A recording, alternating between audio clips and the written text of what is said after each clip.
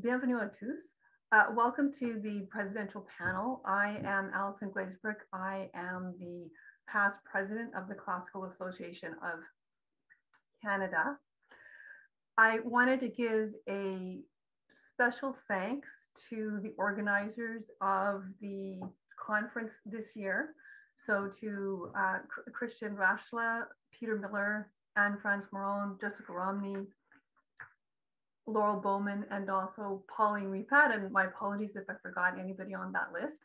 I'm really grateful to them for making this happen this year.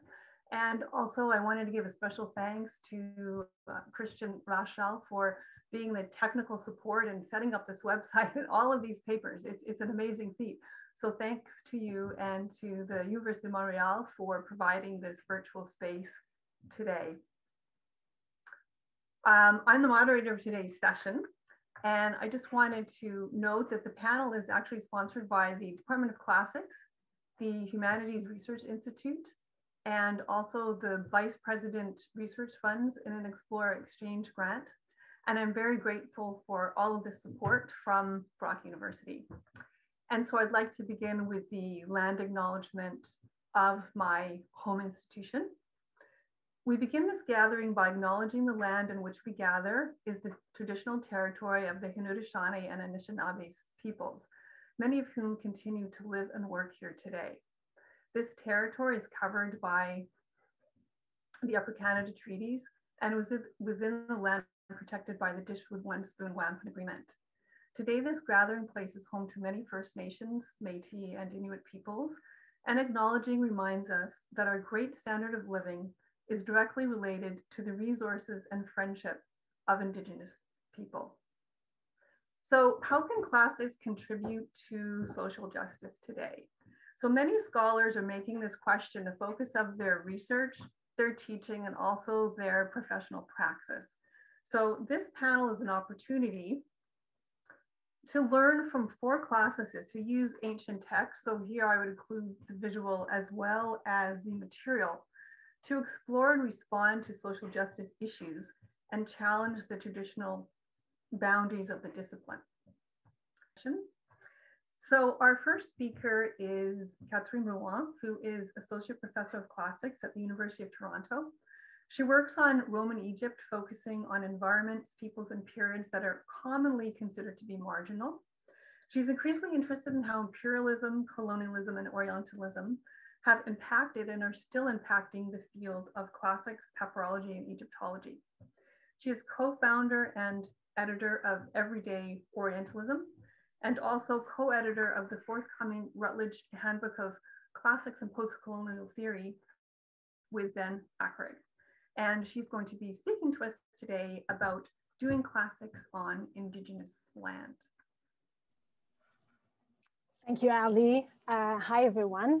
I'm just going to share my screen.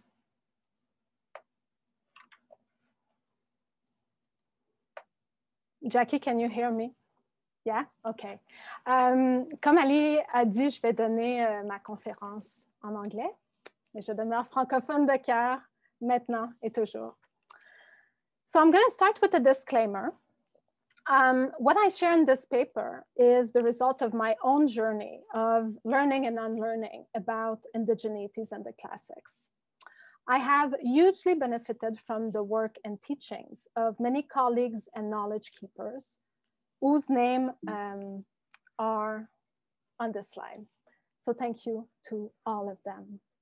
My work on these questions started in 2018, so it's very much a recent work in progress, and I do not claim to have all the answers. On the contrary, I still have lots of questions.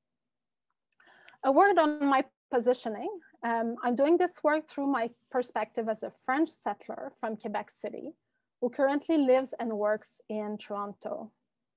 I consider myself an uninvited guest on Indigenous land.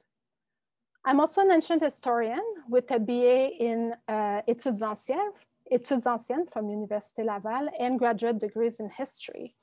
And as Ali said, my focus is on ancient Egypt, more specifically Roman Egypt. I am currently appointed in the Graduate Department of Classics But as Lara Montero confessed at the recent Race Before Race conference, I am, and I quote her, not invested in the project of classics. By this, I mean that I am more interested in what I do and how I do it than in defending or sustaining a disciplinary tag called classics at all costs. So I hope that this short talk can foster constructive discomfort and maybe to contribute to a lessening of and accounting for classics complicity with settler colonialism. Land-based centering of ancient and modern Indigenous ontologies. So let me start. Classics is not a neutral discipline. To be a classicist on Indigenous land is not a neutral thing. Most of us classicists who work in Canada and in settler colonies have at best a very superficial understanding of where and on whose land we are.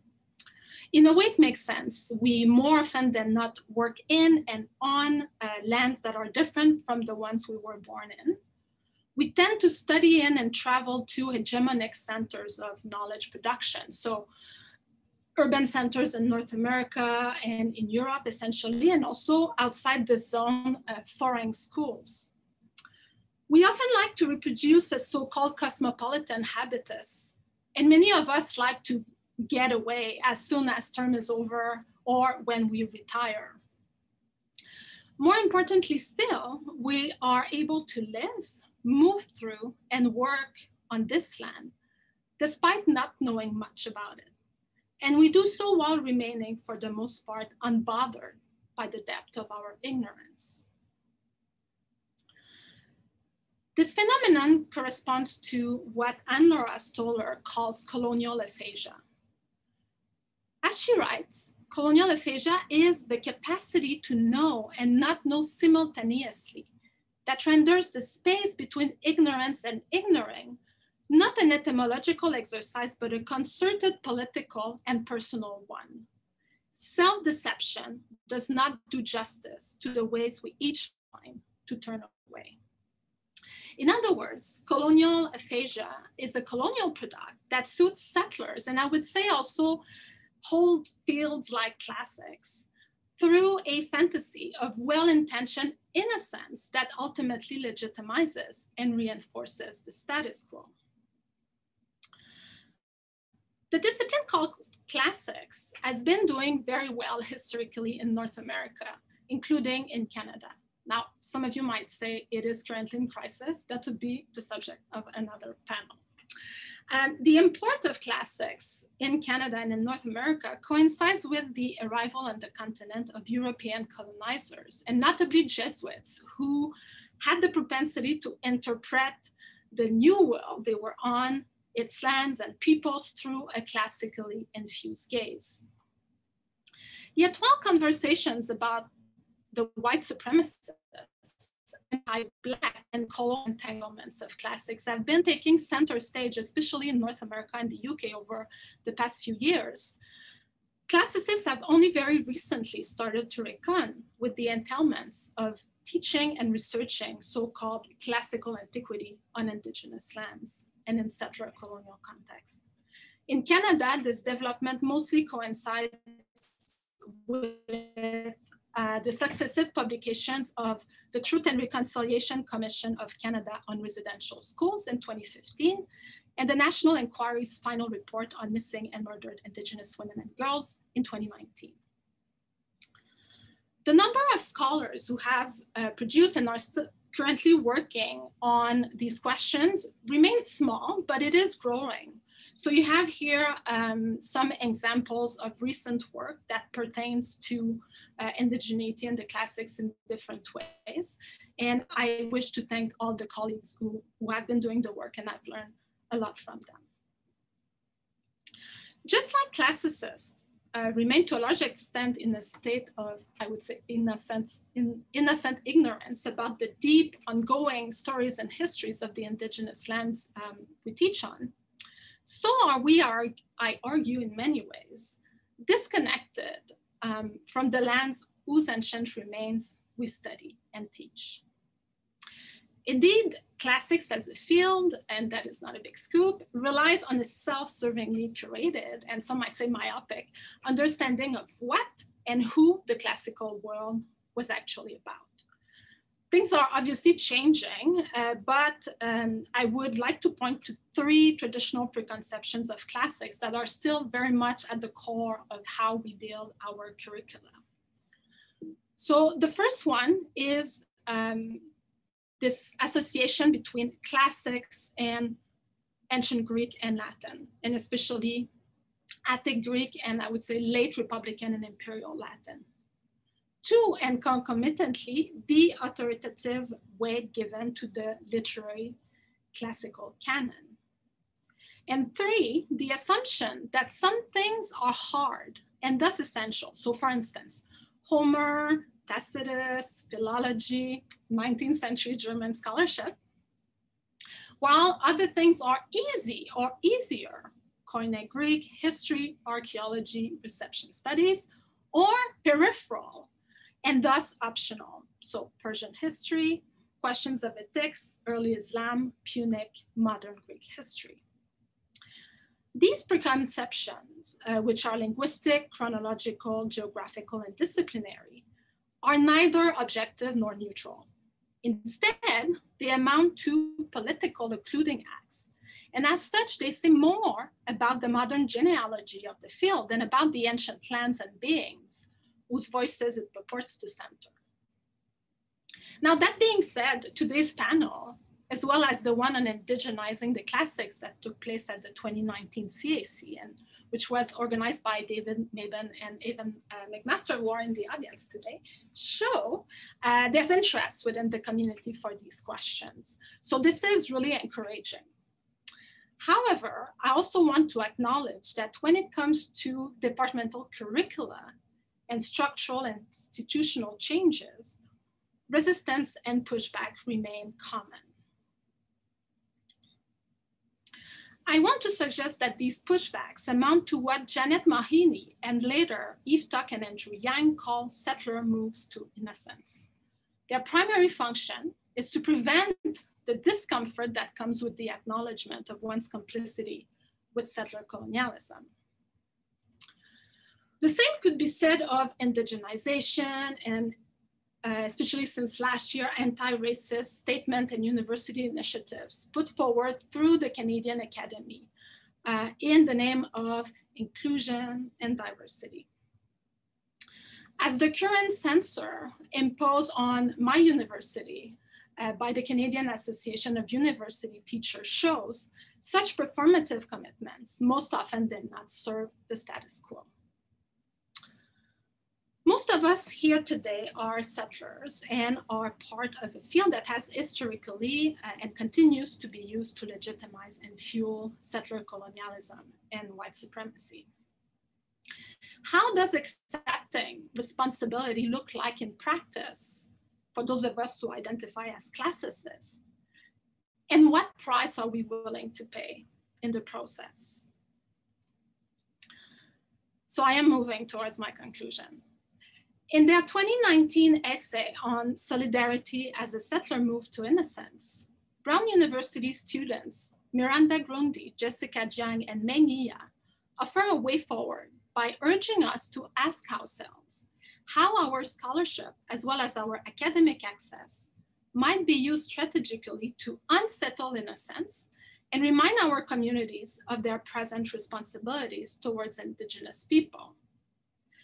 This agrees with Susan Conklin-Akbari's invitation to center situated knowledge and to slow down. And also with Sarah Ahmed's call to, quote, question what we have received as inheritance. So in this spirit, I've put together some tips and what I call unsettling strategies that have been useful for me in the classroom these past few years. I'm focusing on the classroom because this is where I feel right now that I have that I can make the best impact. And I have not come up with these cues. I owe them to Indigenous and Black scholars mostly, who I thank. And I'm going to put in the chat a link to an Everyday Orientalism post where you can get more detail. So that's it for me. Thank you very much.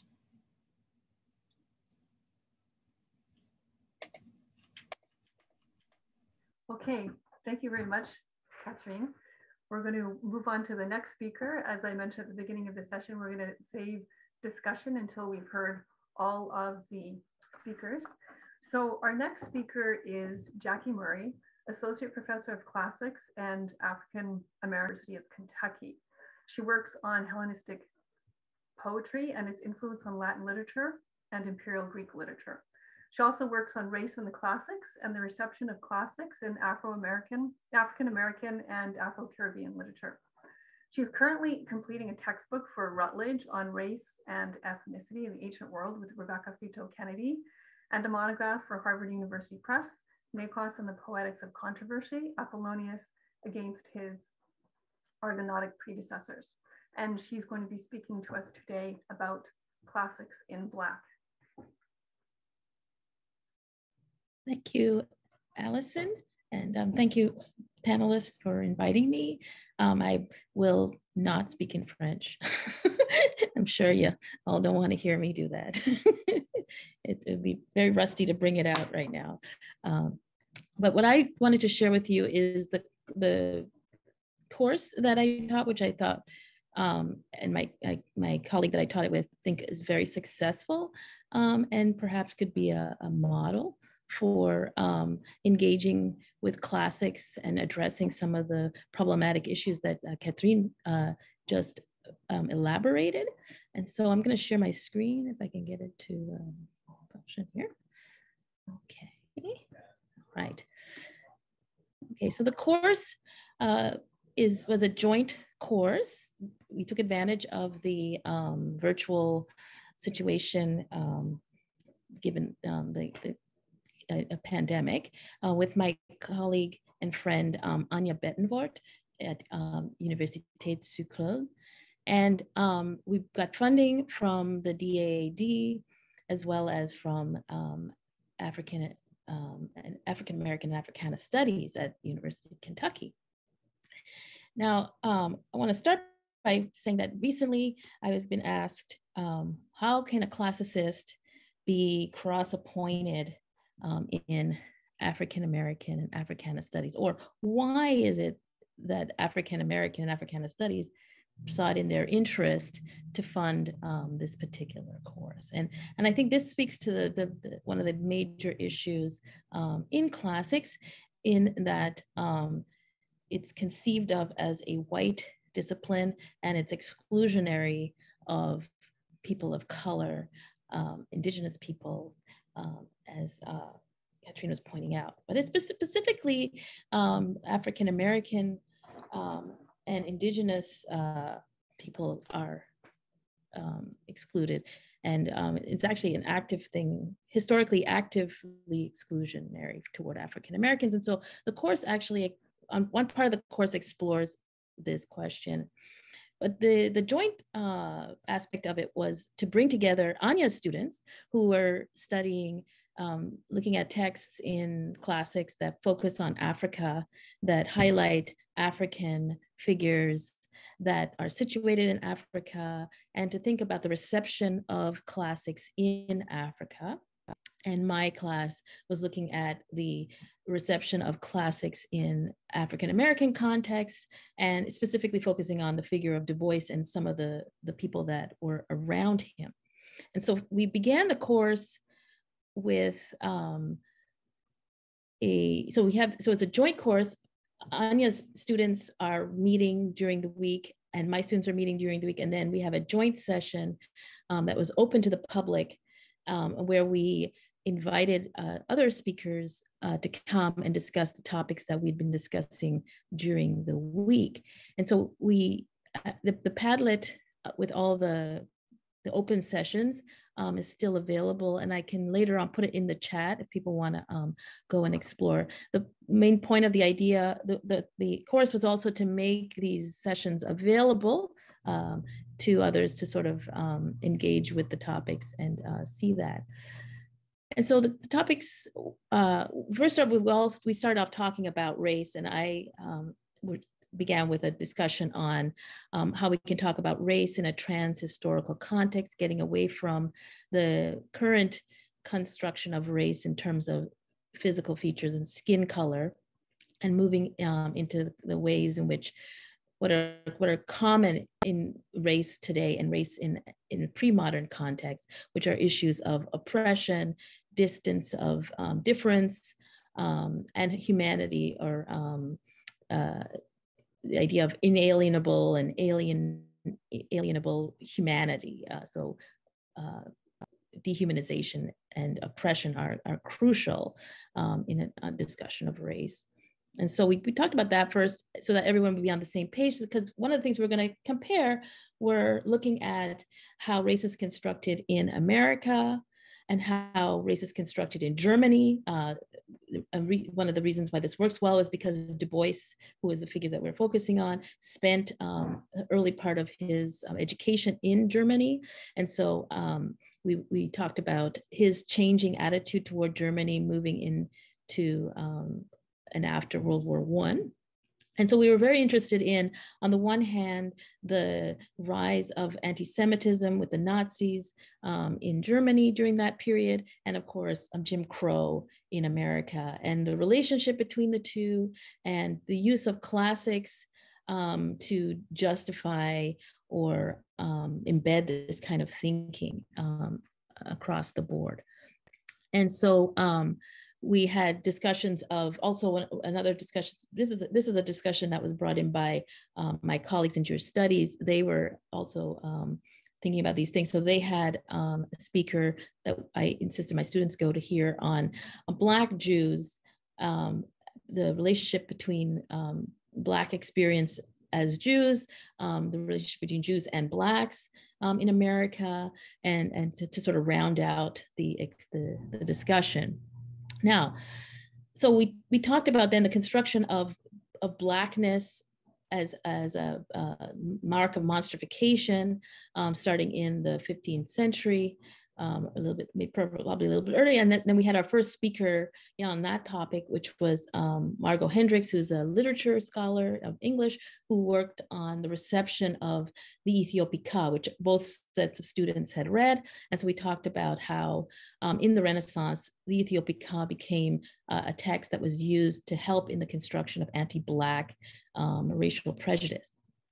And then we talked about, so basically the topics had to go according to the availability of the speakers, which was fine because we could, it was good to mix it up in this way. So we discussed Virgil, which is very important in American identity formation, the idea of American empire, et cetera. So we had Chris Fletcher come in and talk about the ways in which Virgil's text is sort of embedded in notions of American identity, and in of course, white supremacist ideas of settler colonialist identity and justifications for slavery, et cetera. And we also had Rebecca Futo Kennedy come in and talk about the deployment of ancient texts to sort of buttress these arguments of settler colonialism, progress, pro-slavery, racism, genocide against the native populations and tribes in America. So we talked about that. Just to get the sense of like how significant the classics as a discourse was in this sort of image of America as a sort of empty space that was the empire could just expand into. We then talked about the use of social Darwinism and the use of World's Fairs to create this progression from the sort of classical ideal of humanity then down to the barbaric savage being Africans and Native Americans. And we had two perspectives brought in, one from the Carthaginian or Tunisian perspective, African perspective by Rita Mumni, and Kelly Nguyen brought in the Vietnamese perspective. So we could get a sense that this idea of the social Darwinist theories, the ideas of settler colonial is not just limited to America, but also a global phenomenon, and classics being used in this way. So we talked about that. And then we had my colleague who is currently in Brazil, but she's eventually going to get to America. But my colleague who teaches in a university in Brazil and has confronted the settler, colonialist, racist, anti-Black way in which classics was taught in Brazil to sort of prop up slavery, the ways in which even the great Brazilian poet was literally whitewashed. And then when you actually see actual photographs of the man, you realize that, wait a second, he was a Black person. So she talked about what it's like to teach in that kind of context and the kinds of strategies that she used to sort of make classics accessible to Black Brazilian students that are now populating the universities there. Then we talked about the appropriation of use of classics in film, in the Sword and Sandal setup to reinforce this idea of a white ancient world. Carthage represented predominantly white people, only the slaves are Black, as if the Romans only had Black slaves, this kind of thing, reinforcing the idea that Blacks are natural slaves. So we talked about this kind of use in films. Then we had discussion of the use of classics for white terrorism.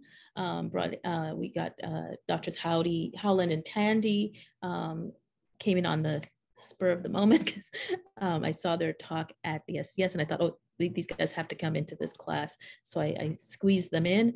They did a brilliant talk about how the Ku Klux Klan used classics to sort of use the power, the sort of social cachet of classics to enable their violence.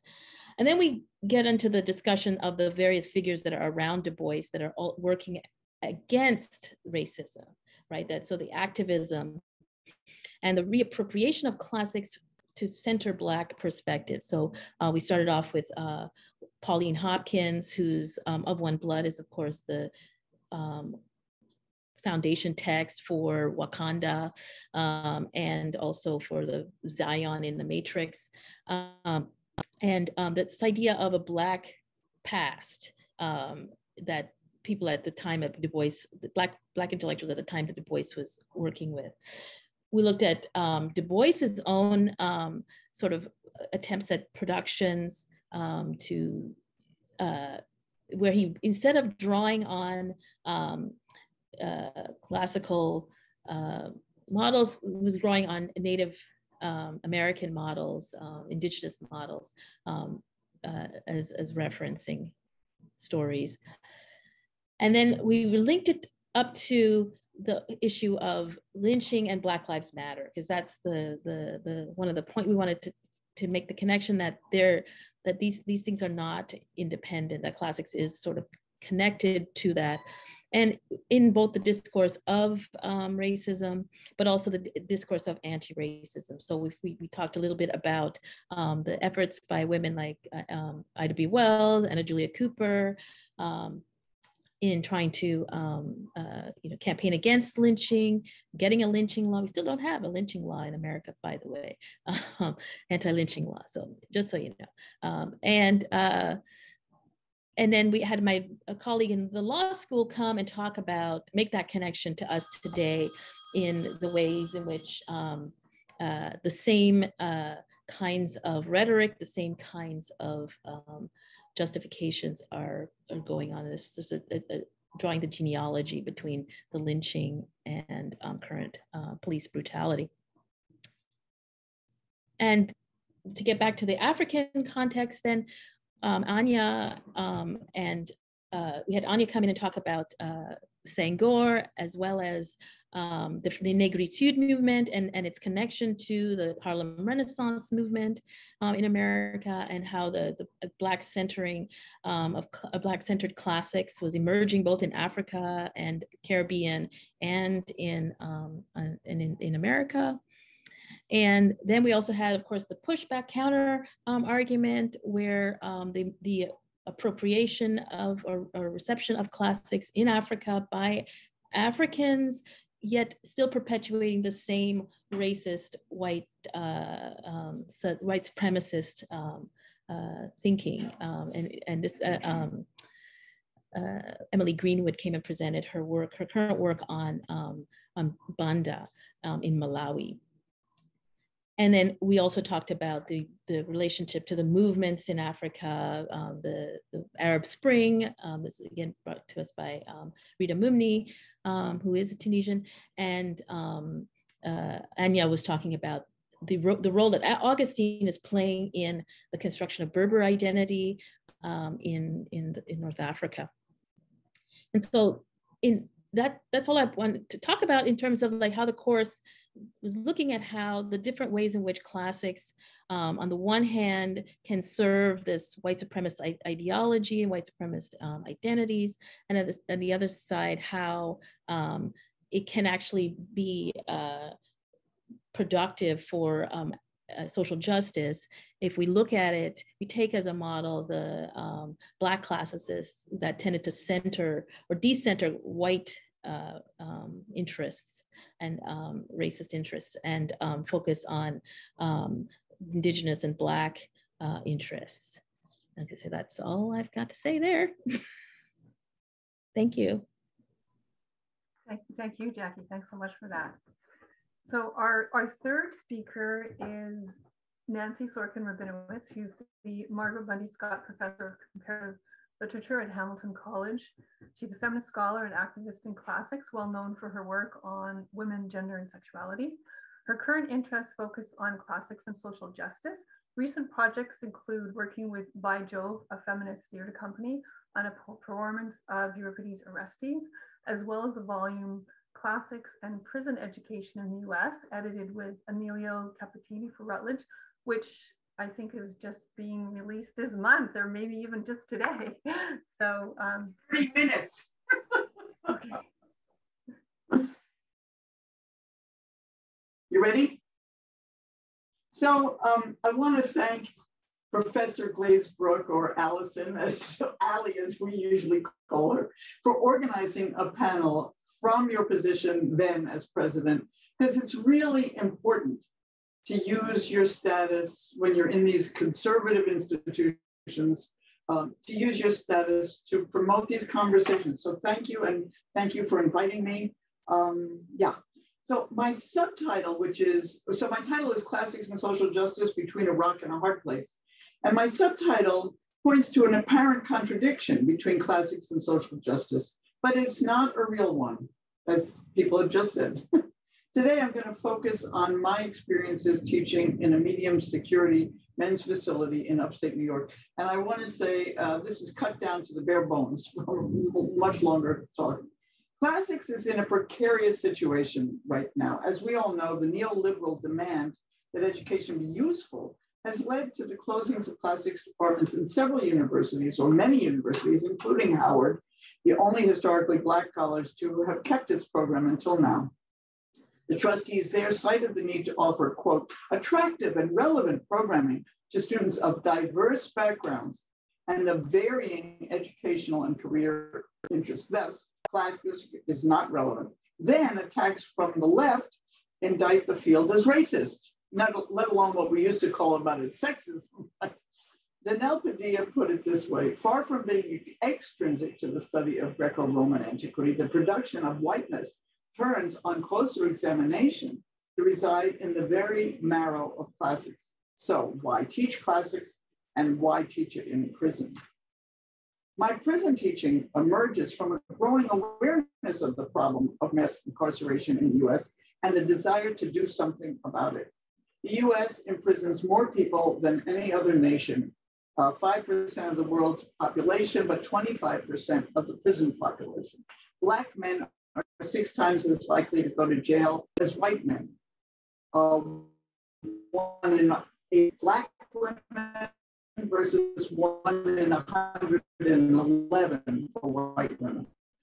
There is a new prison abolition movement to connect the current situation to systemic racism and the roots in slavery. And you could read The New Jim Crow, Michelle Alexander, or anything by Angela Davis on this.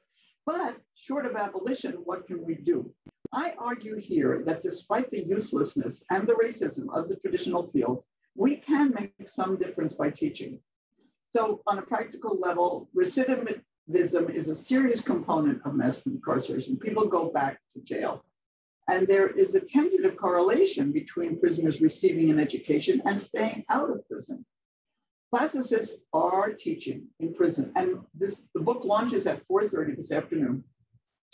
And though I don't support the argument that these texts are universal, I was encouraged to find while editing that volume that Homer and tragedy definitely reach this very marginalized group of people. The program I participate in until COVID stopped us is a book discussion group. It is very informal. The prisoners don't get credit and we don't get paid. We don't meet more than every other week. I started off reluctant to use tragedy because I assumed that modern texts would be more relevant and more interesting to those particular students. I was inspired to teach a Greek play and to try a performance by working with Rhodessa Jones, who does theater with incarcerated women, often using ancient myth. I assigned Antigone and Who Guards the Island, which is based on a performance of Antigone on South Africa's Robben Island. When we first read the play aloud, it was hilarious. There was lots of fooling around, as in the island, playing Antigone and Ismene, a little exaggerated imitation of the woman, and joking about the girl's voice. One man, a huge guy and very powerful intellectually, said he'd never live it down in the weight yard if he did that, right? And the others just laughed at the image of this guy wearing a dress. Unfortunately, the performance never took place because I broke a cardinal rule.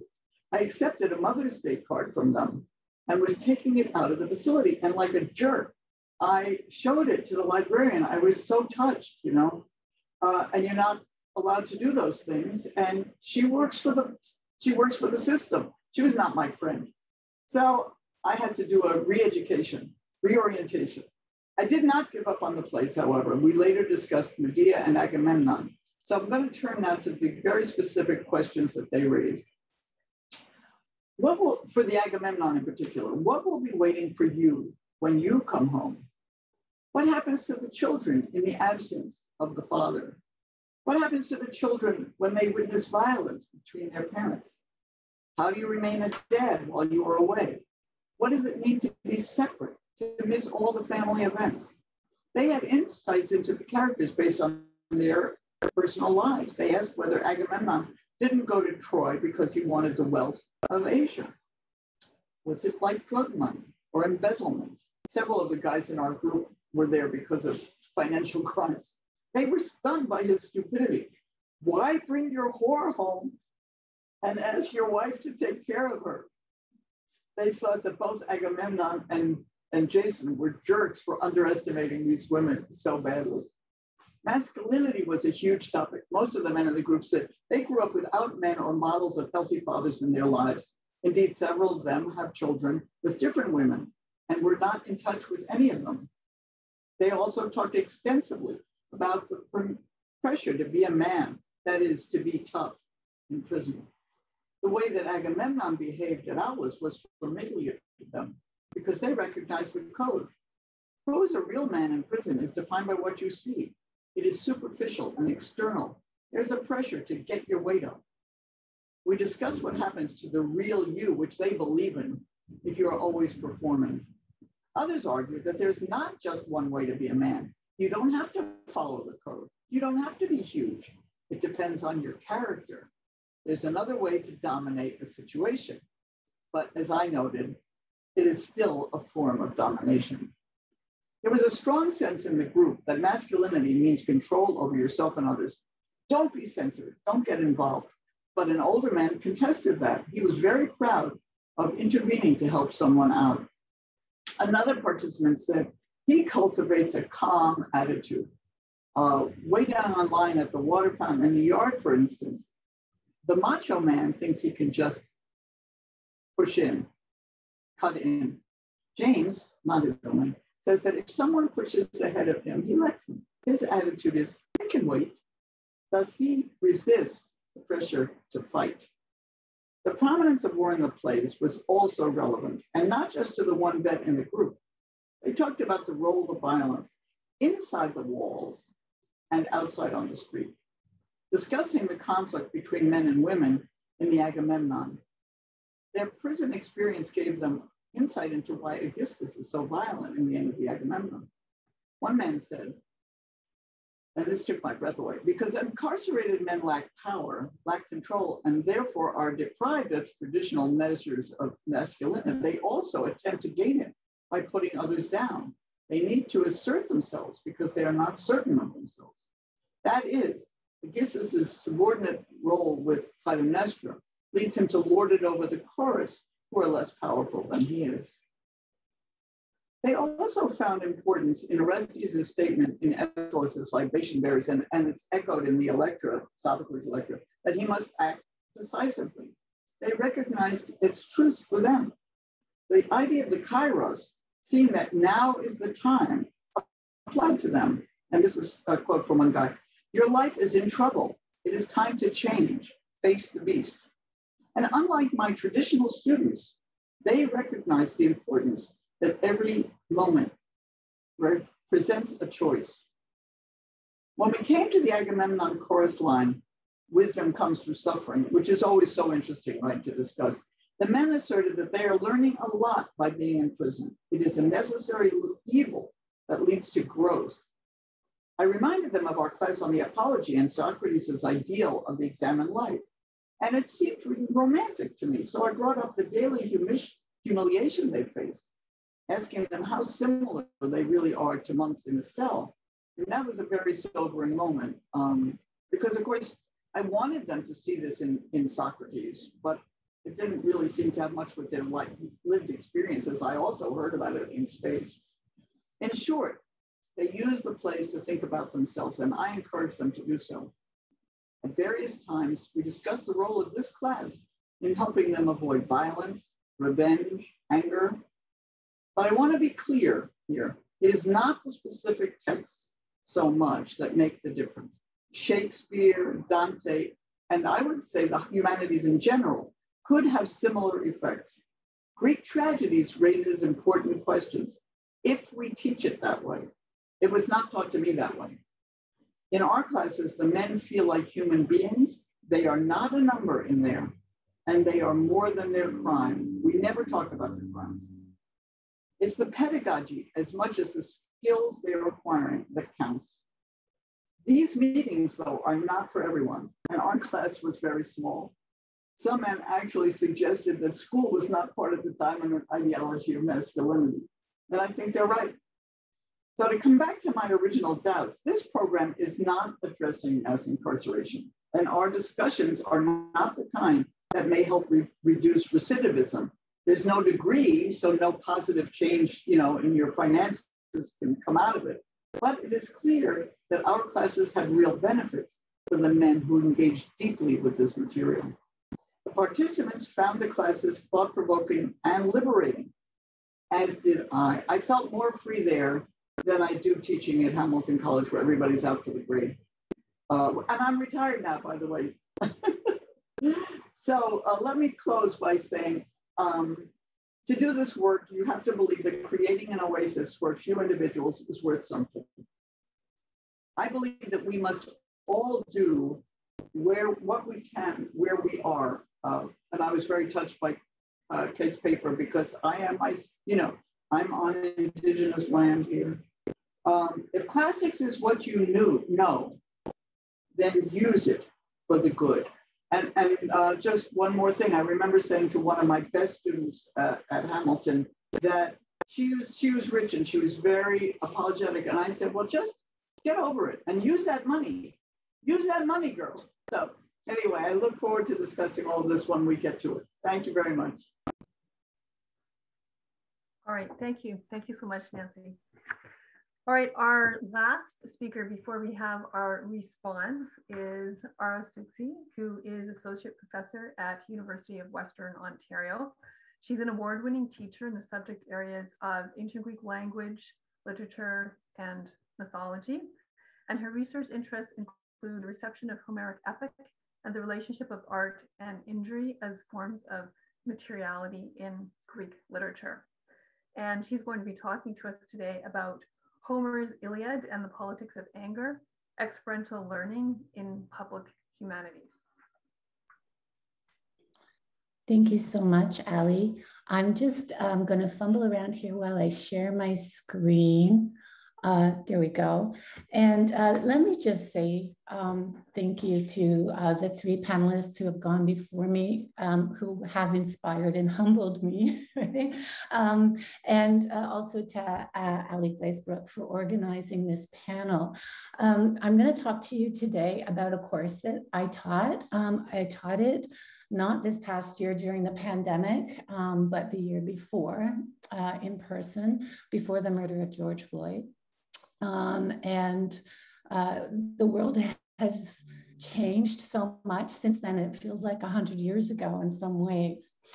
The context for this course is, and I think I just wanted to, the course is called Performing Homer's Iliad, Exploring the Politics of Anger.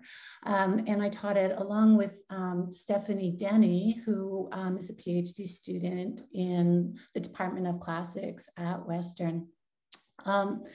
There is a context for this course, and I think it's important to mention it. I saw a wonderful talk recently by Philip Howard, who is a scholar at McGill, and he was talking about how institutional processes can undermine our efforts on the ground in our classrooms. And I think it's really important to note that the context for this course is really quite a very privileged context. At the Faculty of Arts and Humanities at Western right now, about 8 years ago, we started a major undergraduate degree, a program, and it's called the School for Advanced Studies in the Arts and Humanities, or SASA for short. The students take this major alongside a second major, which is a disciplinarily focused major. But SASA is an interdisciplinary major. It is a small cohort. It takes in about 25 students a year. It focuses on critical thinking and creativity. It emphasizes experiential learning to the point where students earn credits credits that are required for the program in experiential learning. And it also emphasizes public humanities engagement. So it's a very public humanities kind of a program. Every year, SASA issues an annual call for proposals from arts and humanities faculty to propose a course that they would develop, a half course, and that course would be delivered to second-year students in the cohort. So it's kind of a wonderful opportunity to teach in an interdisciplinary environment outside of our traditional classics programs. The course I proposed was Performing Homer's Iliad, Exploring the Politics of Anger, and it was a 12-week course. And in the first 6 weeks of the course, the students, and there were, it's a small class, we engaged in a collaborative close reading and discussion of the Iliad. So we read 4 books a week. And then alongside our discussions of the Iliad, we talked about oral performance. We talked about ancient and contemporary cultural contexts. We talked about the role of anger in social justice movements, positive anger, as well as violent rage. We talked about the gendering of anger and the relationships among the experiences of loss, trauma, grief, and anger. We also looked at a range of modern receptions of the Iliad in a number of different media because what I was asking these students to do, and they didn't have a choice about this course, this is a required course that they had to take for their program. What I was asking them to do was to prepare a performance readings of the Iliad. We had a number of guests come and see and speak to the students. One of them was a Canadian Forces combat engineer who'd served in Afghanistan during Project Medusa. And he shared his experiences from his perspective of war, of loss, of pride, of being a soldier, sense of betrayal at times by his government, and the anger that he felt. We had a practicing psychotherapist and professor in our thanatology program lead a discussion on grief and loss and mourning. We had a visual arts professor talk about receptions of Greek culture in art, and we had a media studies professor talk about representations of war and the enemy in popular culture. There was a lot of other, these are students who are ready to do a lot of work. They're ready, they have quite an appetite for work. So just a few of the other things that we looked at in this course. In addition to the Iliad, we read the Homeric Hymn to Demeter. We looked at Soraya Chemali's TED Talk, The Power of Women's Anger. We read parts of Achilles in Vietnam by Jonathan Shea. We watched Martha Nussbaum's lecture about anger and justice. We talked about Simone Weil's perspective on the Iliad as a poem of force, and we watched Nanette by Hannah Gadsby as a contemporary expression of rage in an artistic setting. So part two of the course was where we started into really serious work that was dedicated to creating this collaborative project. And this is where the community engaged experiential part of the course really got underway.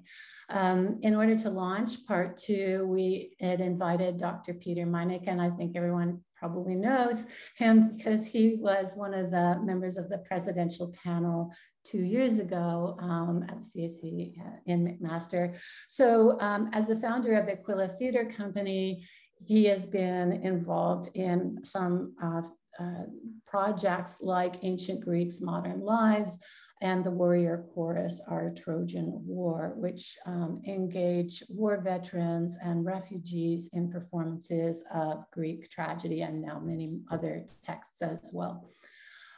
So when he came, we asked him to do three things. We kept him very busy during his visit at Western. He did a public-facing lecture that was sponsored by SASA about his work with theater and public humanities.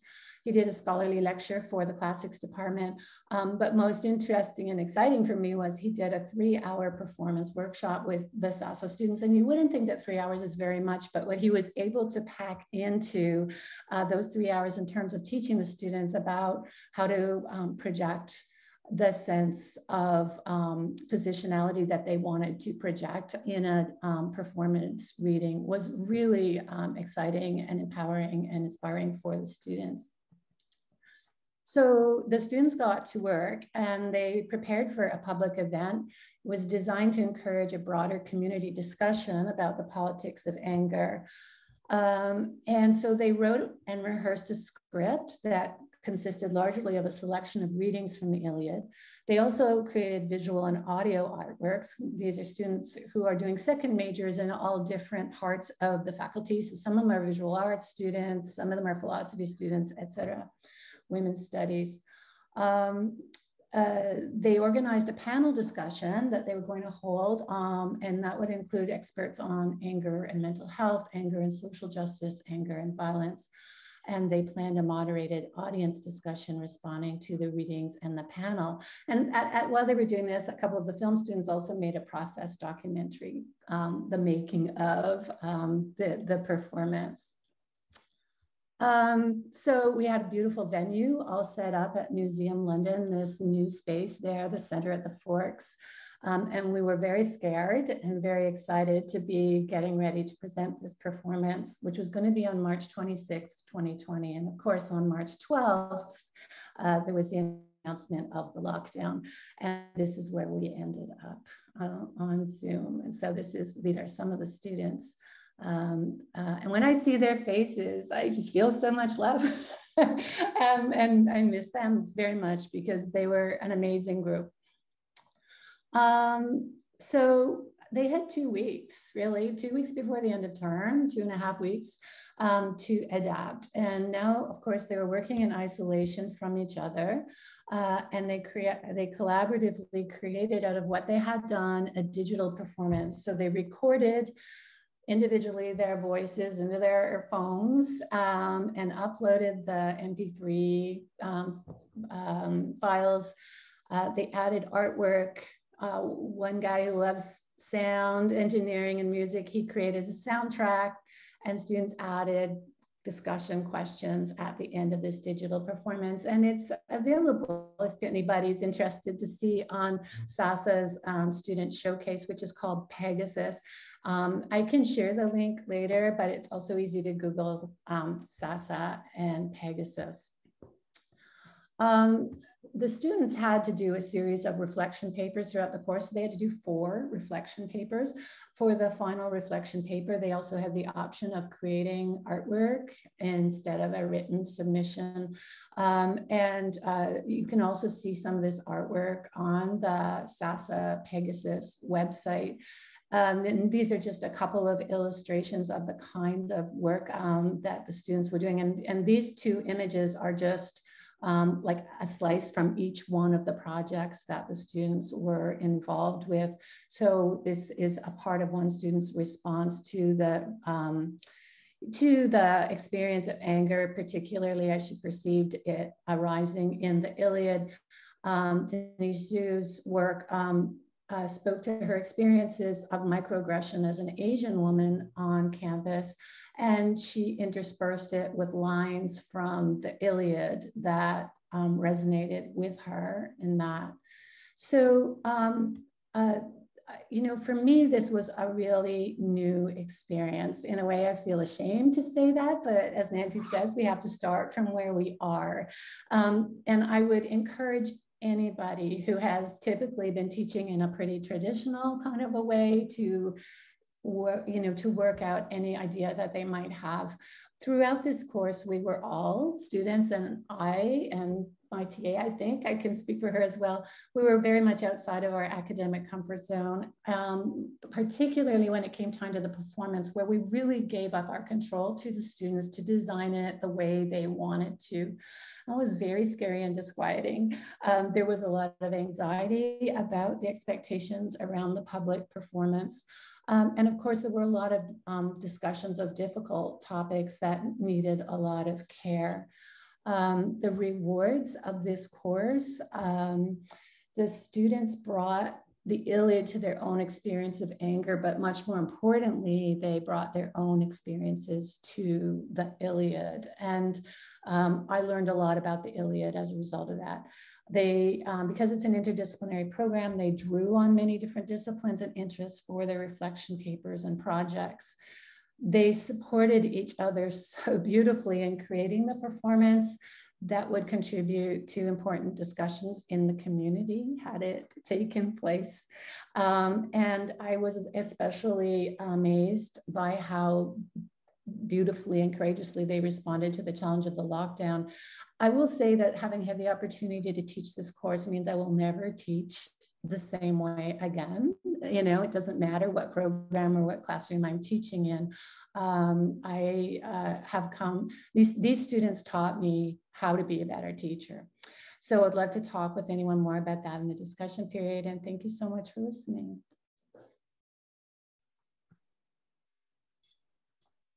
Okay, thank you. Thank you so much, Aara. I'd like now to invite Rick Castle, who's going to provide the response for these papers.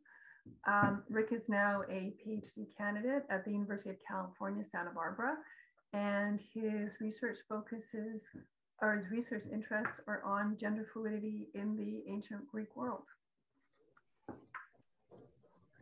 So I just want to say thank you to Dr. Glazebrook and the CAC for organizing this panel on social justice, an especially prevalent issue to the future of the discipline.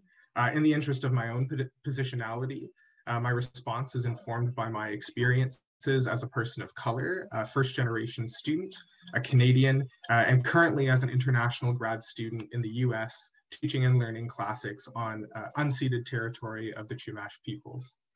I'm glad, overjoyed really, to be exposed to this kind of research and scholarship as I continue to grow as a classicist and think about my own place in the discipline and my own pedagogical methods.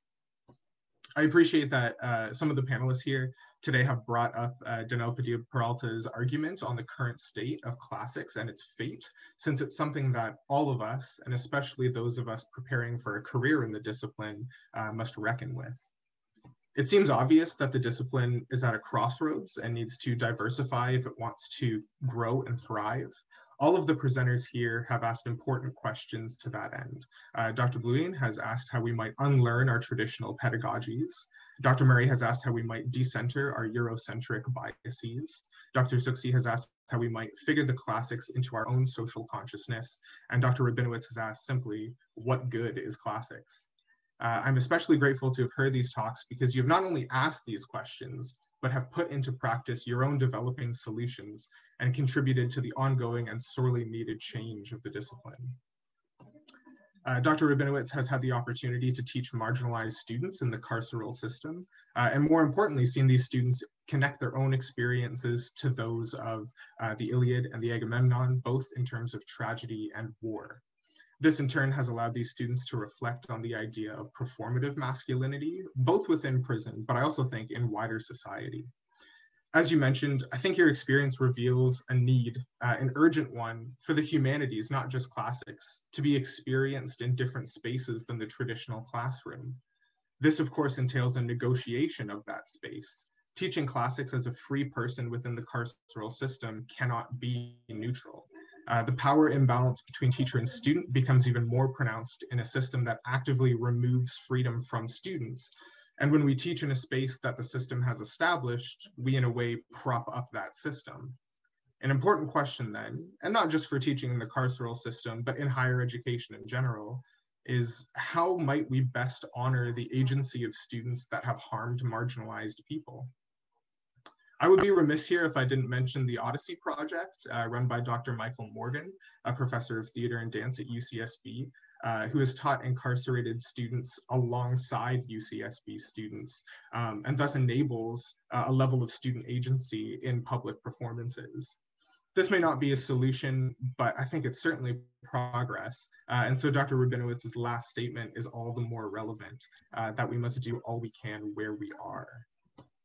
And I think an excellent example of this philosophy is Dr. Murray and Dr. Bettenwert's course, which decided to take advantage of this pandemic ingeniously, I think. I don't think it's news to anyone that the past year and change has been mentally exhausting and isolating for many. It seems like forever ago that my colleagues and I sat down at departmental talks and had our receptions and chats afterwards. The lack of community that I consider so important in classics has been prominent and on different levels. I've virtually taught around 240 students in the past year, many of them in their first year of university, but I've only seen a handful of faces. It's incredible to me then that Dr. Murray's and Dr. Bettenwert's class overcame a major problem of online learning by creating a community of students and did so across countries and with a 6-hour time difference, no less. I think this course has exemplified what all of the presentations have been pushing towards by focusing on peripheral areas of classics like Africa and reception. It has decentered the colonial narrative and the discipline's internal hierarchy. By incorporating a diverse range of perspectives from the US, Germany, and Africa, it has challenged the traditional Eurocentric bias. And perhaps most importantly, by examining anti-racism and the discipline's roots in white supremacy, especially in the wake of the Black Lives Matter protests last summer, it has shown how we can make classics relevant. And speaking of relevance in the midst of a pandemic, Dr. Suksi's experiential course in the public humanities emphasizes not only the dynamics of anger and trauma and loss, but also the importance of maintaining one's mental health. Transitioning to online learning was difficult enough even for classes without a performance component. But being able to put together a digital performance while physically separated in 2 weeks, only 2 weeks, speaks to the flexibility of this course as one that prioritizes experience and reflection on one's own relationship with the material rather than the traditional model of classroom learning. Their dedication to completing this performance also speaks to these students' resilience in the face of a global trauma, no doubt owing in part to their exposure to guest speakers ranging from military veterans to psychotherapists to media critics. This interdisciplinary approach emphasizes what classicists can accomplish when traditional scholarship is supplemented and enhanced by other disciplines, especially with a view to community engagement. In your last slide, you mentioned that both you and your students were outside of your academic comfort zones, but I think your list of rewards, more numerous rewards on that slide, also proves that discomfort can lead to growth, both for teachers and learners, often one and the same. In fact, discomfort leading to growth, I think, is the core of Dr. Blouin's argument. In its current form, classics is at odds with indigeneity. Classics in North America is bound up with an imperial colonial narrative, and one that's built on the subjugation, or failing that, the erasure of Indigenous peoples and other marginalized peoples. As you stated at the beginning of your talk, many classicists have a superficial understanding of whose land we teach on, and there hasn't been much focus on this, even in recent years. I think one of the most telling reasons for why this is simple. There's a lack of Indigenous voices at the table. And why are there so few Indigenous classicists? Part of it must stem from the same reason that there's pushback to curricula changes at some universities, that there's like this desire informed by colonial aphasia to keep the discipline insular. Settler moves to innocence, or in my opinion, willful ignorance, are a huge part of why, in my short time in classics, I see so few BIPOC people in the discipline and have taken so few courses with a vested interest in changing the status quo. I think of your presentation as a call to all classicists to recognize our own complicity in legitimizing and perpetuating a discipline built in part on the oppression of marginalized peoples.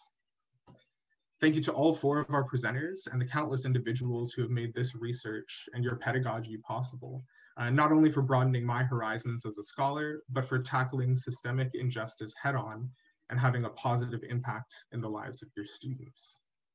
And I want to just take the last couple of minutes I have here to touch on an issue that has received a lot of attention, but not a lot of engagement over the recent months. During the pandemic, anti-Asian racism has become increasingly prominent globally. Since the outbreak, Asians and people of Asian descent have become victims of derogatory language in media reports and statements by politicians.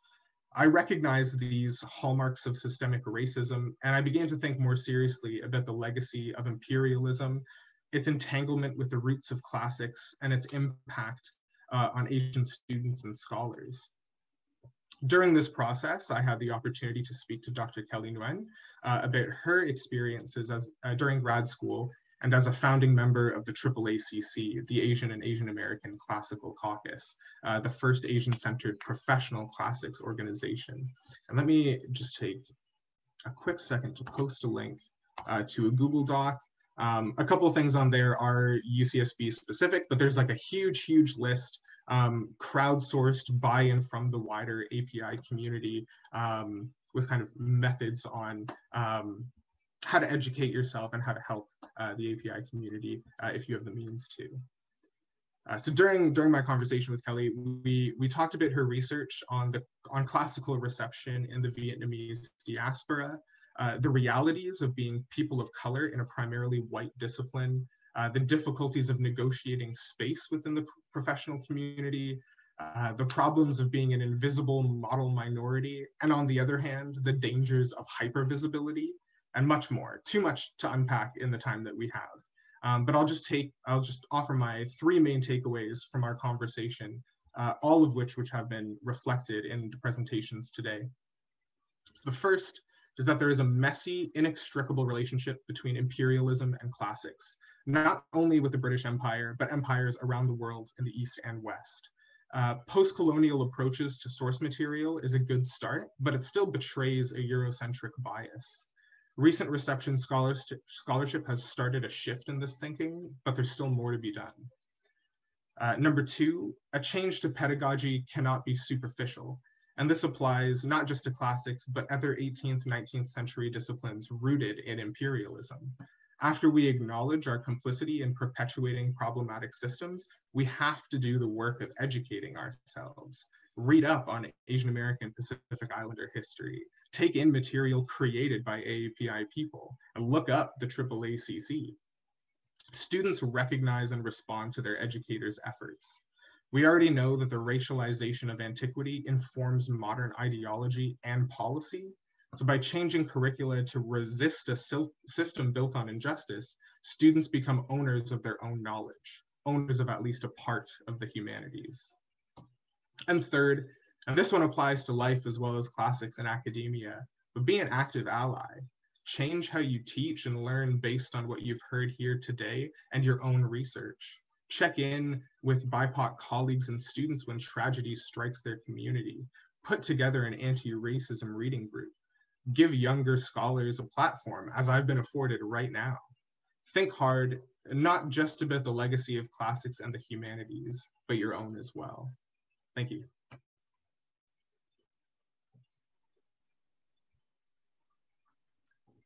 Thank you so much. Thank you so much, Rick. I'm so grateful to all of our speakers today for these rich papers. And I know that I myself have a lot of questions and things that I would like to ask, as I'm sure the rest of you do. I'm really grateful to Rick actually for starting the conversation and pointing out some things to think about a little bit more.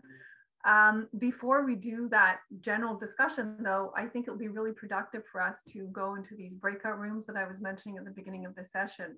So I'm sure everybody is very eager to talk to the speakers about their paper, but I think it's really important to take some time to reflect so on these issues as well. The speakers will have the ability to just hop into a session as they please. So you may get the opportunity also to have one of the speakers attend in your session. But after about 15 minutes, we'll reconvene back here for the rest of the session, where we can then have a group discussion all together. So thank you again. I'm so grateful to all of you for your papers. And I will see everyone back here in about 15 minutes, where we can delve into these issues a little bit more with the audience. So thank you.